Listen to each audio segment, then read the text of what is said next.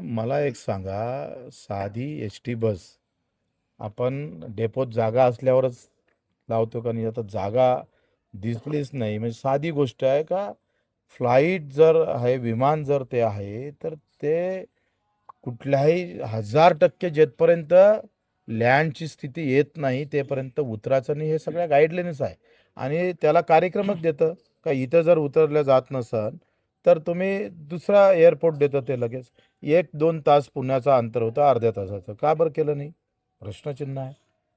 का एवढी जोखीम त्या पायलटनं कशी घेतली?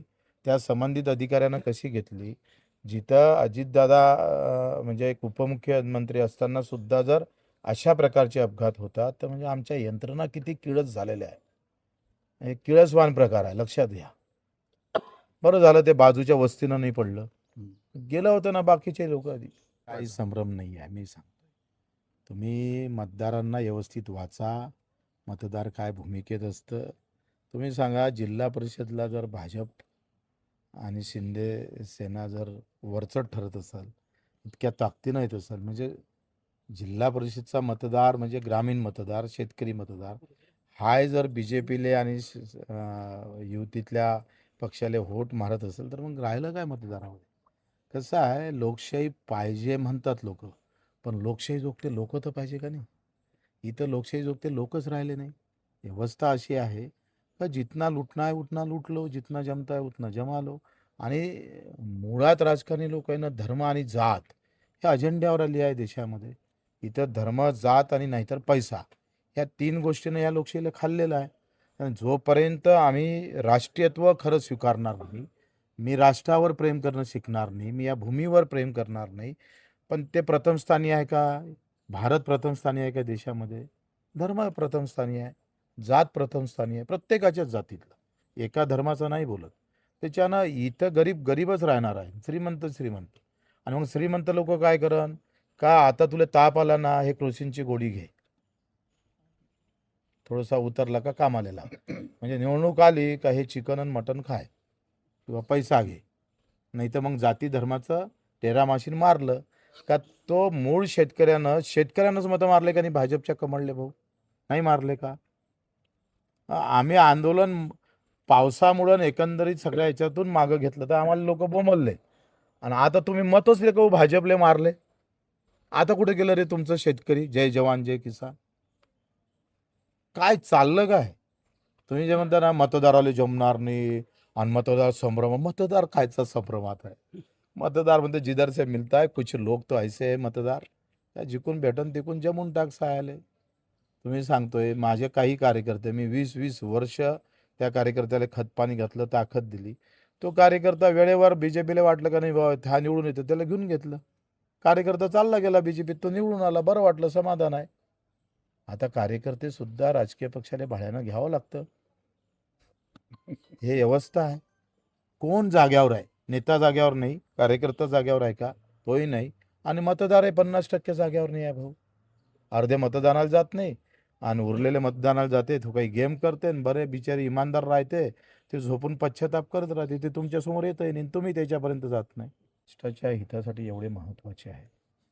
कदाचित ज्यांना सुरक्षा पुरवल्या जातं, हे म्हणजे राष्ट्रच आहे ना हो. म्हणजे ते तुमची बाकी जनता खड्ड्यात 35-53 लाख कोटीचं बजेट मांडलं केंद्र सरकार. त्यातले 23 लाख कोटी तर कर्ज आणि व्याजातच गेले. म्हणजे राहिले त्याच्यातले 10 लाख कोटी पुन्हा प्रशासकीय वगैरे असं जर केलं तर 35 लाख कोटी कुठे गेले, तर ते सामान्य माणसाच्या घरात आलेच नाही. आणि उरलेल्या शेतकऱ्यासाठी किती तरतूद केली? 1,83,000 कोटीची, बरोबर आहे. आता या सरकारनं जे काही ड्रिल केली तिकडे, त्याच्यामध्ये काय प्रभाव मोदीजीवर आहे किंवा बॅकमेलिंग करतं का अमेरिका मला माहीत नाही. त्याच्यामुळं किमान दूध उत्पादक शेतकऱ्याचं, कारण आयात आता शून्य झालेला आहे दूध उत्पादक जे काही पदार्थ आहे त्याच्यावर, तर एका वर्षात 1,00,000 कोटीचं नुकसान होणार आहे दूध उत्पादक शेतकऱ्याचं. बजेट किती शेतकऱ्याला आहे? तर 1,00,000 कोटी. नुकसान किती? तर 1,00,000 कोटी. एका पदार्थावर बोलतो बरं. हे फार मोठी डिलिंग आहे. आणि कापूसचं पहा ना तुम्ही, कापसाचं जर आज आयात झाली नसती, 25 ते 30 लाख गाठी आयात केल्यामुळं कापसाचे भाव 7,000वर येऊन थांबले ना भाऊ. आम्ही गेलो असतो 12,000वर जर कापूस आयात झाला नसता तर. पण ते काय असं आहे, आम्ही शेतकऱ्यासाठी भिंत बनवू, आम्ही शेतकऱ्याला म्हणजे बाजीप्रभू होऊ. ते अमेरिकेतली ते म्हणतात ते कुठलंच काही येऊ देणार नाही आणि आम्ही मोदीजी दोनही हातात तलवार घेऊन लढणार. आता यायच्याच कुठं तलवार गेली पाहा लागेल, शोधा लागेल. काय होतंय आखरी जर काही करायचं असलं तर तिथं चान्सेस वाढतात ना प्लॅस्टिकमध्ये. काचेमध्ये थोडे चान्सेस कमी होते, दुसरं काय. म्हणजे संभ्रम असेल कुठे ना कुठे. आणि मुळात अजितदादा म्हणे माझ्याजवळ पण फाईल आहे. अजितदादाची फाईल भाजपकडे होती. अजितदादाच्या लक्षात आलं का भाजपवाले जर फाईल ठेवू शकते तर आपणही फाईल ठेवू शकतो. आता त्यांची फाईल जर भाजपला भारी पडत असेल तर हे किंतु परंतु पुन्हा निर्माण होते. आता ते अनेक संशय आहे. कसं आहे, माझं काय मत आहे का भाजप म्हटलं का आता संशयामध्येच पाहतं. म्हणजे त्यांनी खांद्यावर हात टाकला तरी लोक म्हणते हा मेला, त्याच्या खांद्यावर आपण टाकला तरी लोक म्हणतात ते ते काय सापासारखे लोक आहे. हे विषारी नाग आहे साप भाजप म्हणजे. त्याच्यानं तो भाजपसोबत दुश्मनी भी नाही दोस्ती भी नाही, हम तो दुश्मनी कर चुके हैं. त्याच्यानं ते कधी नाक पाठवू शकतं आमच्याकडे. 30 जून सरकारची आहे, 1 जुलै आमची आहे. 1 जुलैला या महाराष्ट्रातलं रेल्वेचं चाक धावू देणार नाही. बरं तुम्हाला माणसं दिसणार नाही रेल्वे रुळावर, पण रेल्वे धावणार नाही हे 100. आम्ही त्याचं टेक्निक शोधून काढलेलं आहे. ज़्यादा से ज़्यादा 100 आदमी पूरी महाराष्ट्र के रेल रुखा देंगे. इथलं काय कंत्राटी कामगार जास्त आहे आणि कायम कामगार कमी आहे. हाच मोठा 200 कायम कामगार आहे आणि 450 कंत्राटी आहे. आणि स्वरूप जर फॅक्टरीचं पाहिलं तर कायम कामाचं आहे. म्हणजे काय होतंय का कंत्राटी कामगार केव्हा ठेवता येतं का जेव्हा कामच कंत्राट त्या पद्धतीचं सर कंत्राट पद्धती म्हणजे 2 महिने चालणारा, 3 महिने लगातार नाही आहे, नियमित काम नाही आहे. तर तिथं नियमित कामाला जर कंत्राटी नेमत असेल तर ते कायद्याचं उल्लंघन केलेलं आहे. त्याबाबतचे काही विषय आहे. काही महिलांना PF वगैरे ग्रॅज्युएटी वगैरे भेटलेले नाही आहे. तोही विषय आहे, तो तर कायद्यानं द्यायलाच पाहिजे. आणि या सगळ्या मागण्या घेऊन आता 15 एकंदरीत मुद्दे आहे. त्याच्यावर आता 7 दिवस वाट पाहू, नाहीतर मग आंदोलनाचा भूमिका घेऊ. आता कसं आहे, तो ठेका आरोग्यमंत्री किंवा सचिवानं काम दाखवलं असेल. त्यांना ठेका जर एकत्रित काढला तर पहिले कसं सिव्हिल सर्जनला औषध घेताचे अधिकार होते ना उपसंचालक. आता ह्या सगळ्या औषधी घेताचे अधिकार ठेवले मंत्रालयात. आणि पुऱ्या राज्यातले हजारो कोटीचं औषध आता मंत्रालय खरेदी करते. लावला गेम बरोबर. आता कमिशन खा आणि इकडे औषध महाग करा. ये सगळी गेमबाजी. ना खाने दूंगा ना खाऊंगा, सबसे ज़्यादा खाने वाला अगर कोई है देश के अंदर तो BJP है. सबसे ज़्यादा, सगळ्यात जास्त खाणारे हे वरबडून खाऊन राहिले. म्हणजे पहिले टेंडर कोणाला द्यायचं याच्यासाठी पैसे खात होते, आता हे टेंडर देण्यासाठी पैसे खाते. समजा 4 बिल असेल तर 4 बिलचे वेगळे पैसे पण द्यावे लागते.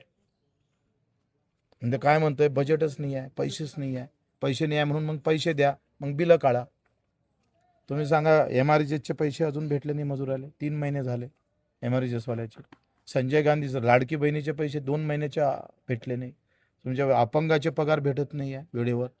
ज्याला 2 पाय नाही त्याला साले हो तुम्ही पगार वेळेवर देत नसून तुमच्या कुठं मारावं रे. मारली नाही पाहिजे. आता आम्ही पाहतोय योग आले तर मारू त्यांच्या कानपटी. बरीच माहिती गेली आहे. माझ्या अमरावती बँकेनं आम्ही आता 3ऱ्या क्रमांकावर माहिती देण्यात आम्ही 3ऱ्या क्रमांकावर आहे महाराष्ट्रात. एक कुठली तरी नगरची बँक आहे आणि एखादी कुठली आहे. आम्ही सगळी माहिती अपडेट करून दिली आमच्या बँकेनं, जे सरकारनं मागितली होती. पण सरकार थोडी बेमानीनं वागतं असं मला वाटतंय. का ते चालू कर्ज माफ करण्याच्या भूमिकेत नाही आहे.